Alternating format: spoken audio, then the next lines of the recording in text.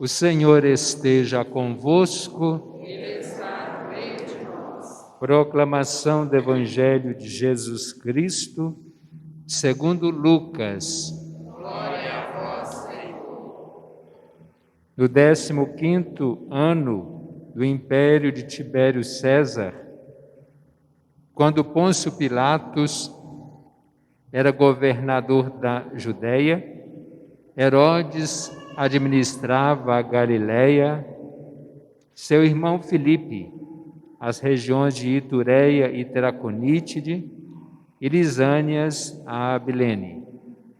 Quando Anás e Caifás eram sumos sacerdotes, foi então que a palavra de Deus foi dirigida a João, o filho de Zacarias, no deserto.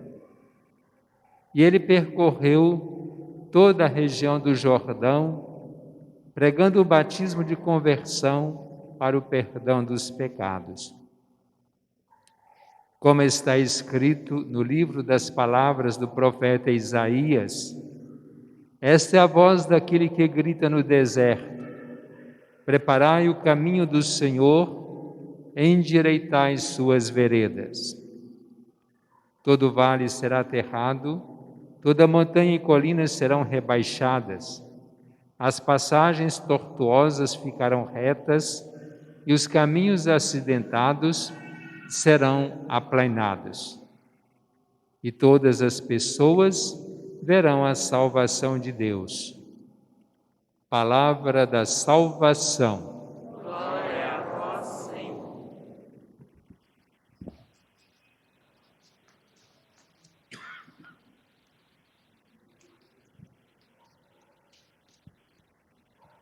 Nós estamos já nesse segundo domingo do Advento, quando a segunda vela é acesa para mostrar que é a luz de Cristo que vem brilhando em nossos caminhos, em nossa vida, a luz que vai chegar, a luz que vem no Natal.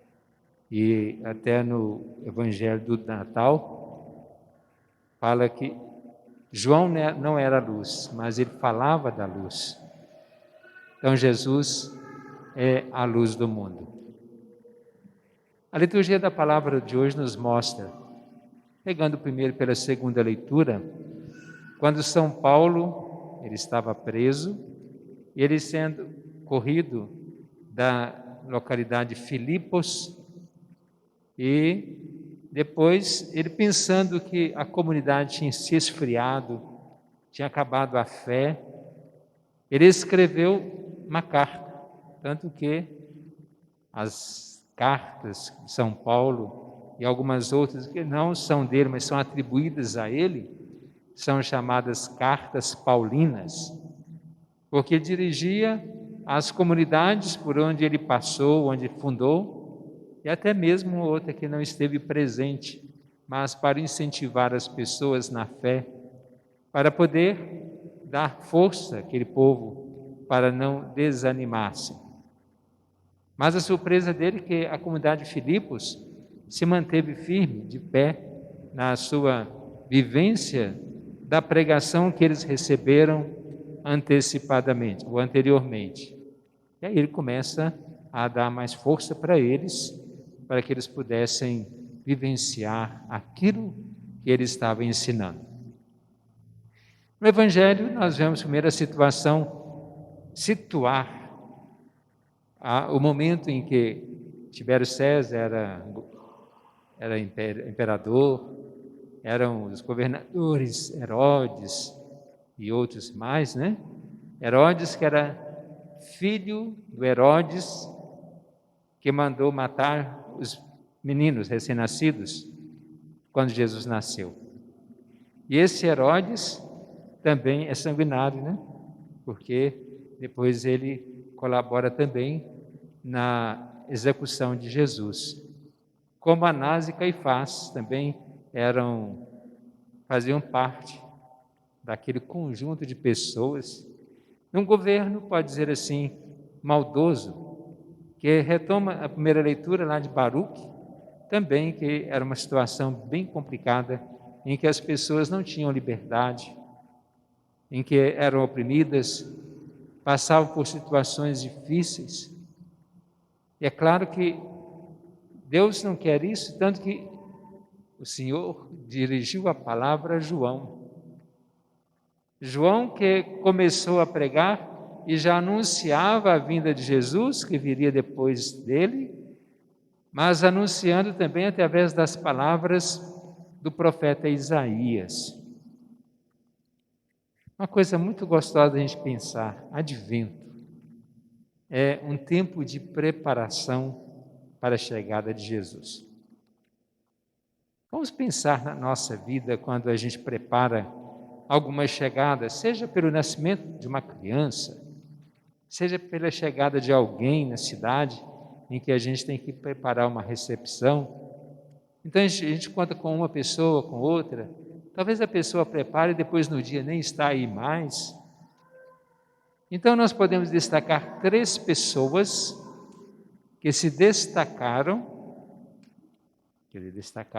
3 pessoas que foram fortes na preparação do Natal.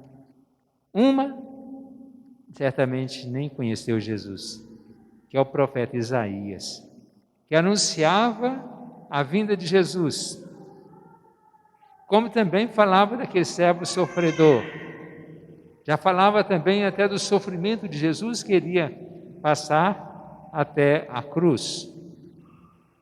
Assim Isaías ele tem uma visão quase que apocalíptica, que é uma visão do futuro, e com isso a gente quando fala que fulano é um profeta porque adivinhou, a missão do profeta não é adivinhar futuro, mas falar, anunciar o reino de Deus.